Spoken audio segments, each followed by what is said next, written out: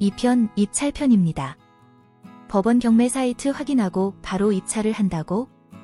의문을 가지실 겁니다. 저는 많지는 않지만 그렇게 했습니다. 순서대로라면 임장을 먼저 가야 합니다. 저는 여태껏 임장을 가보질 않았습니다. 무식하게 입찰을 진행했습니다. 운빨이 좋은 사람이라고 생각했기 때문입니다. 장난입니다. 왜 안 갔냐? 몇 가지의 이유들이 있었습니다.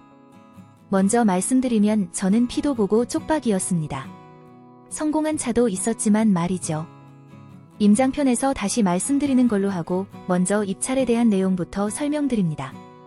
우선 법원 경매 사이트 저번 시간에 말씀 못 드린 부분이 있는데 이것은 법원 경매 사이트에서 뒤로 가기 버튼을 누르면 영상에 보시듯 마비됩니다. 새로 고침하시고 초기화되는 것을 몇 번 겪으시다 보면 페이지마다 이전 버튼을 찾게 되실 겁니다.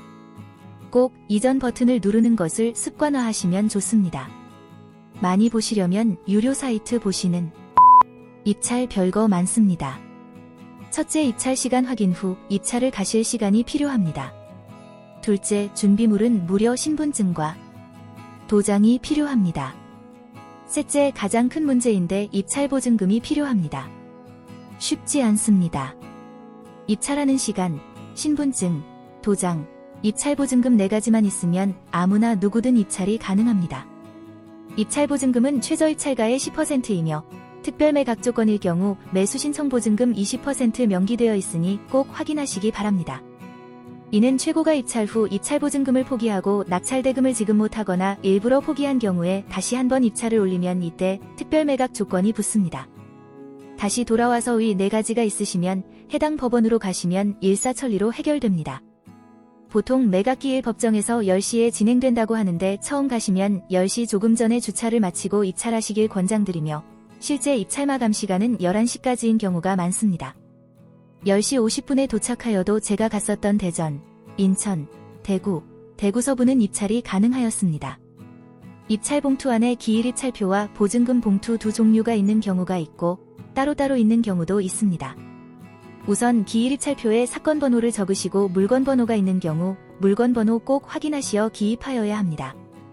물건 번호는 제 기준 10건당 1건 있을 정도입니다.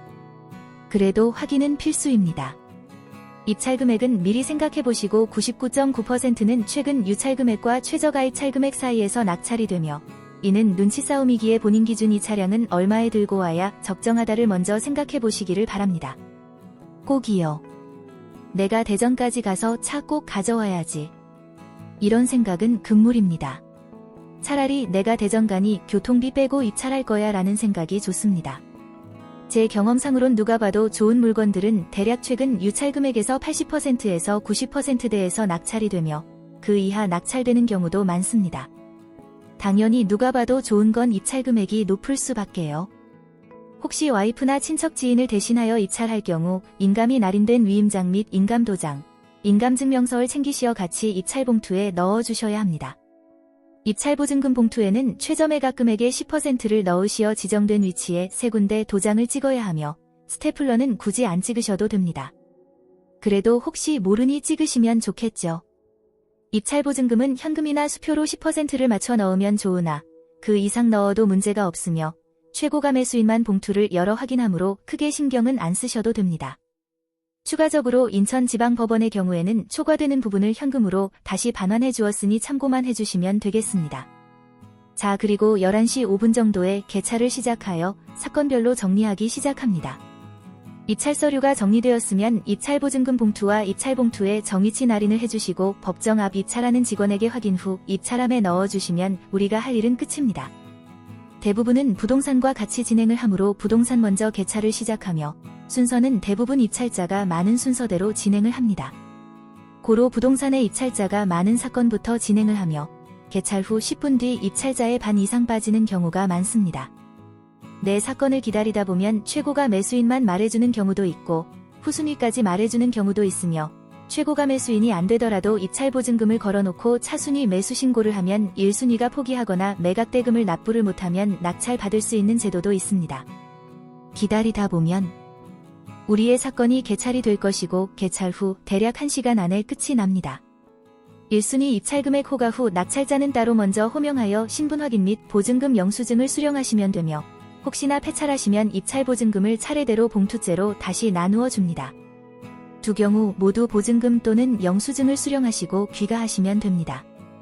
참고하셔야 할 부분은 어느 법원이나 주차가 문제이므로 주변 유료 주차장을 확인하시는 차선책을 마련하시고 보증금은 수표 또는 현금이므로 전날에 찾아놓으시는 게 심적으로 편안합니다.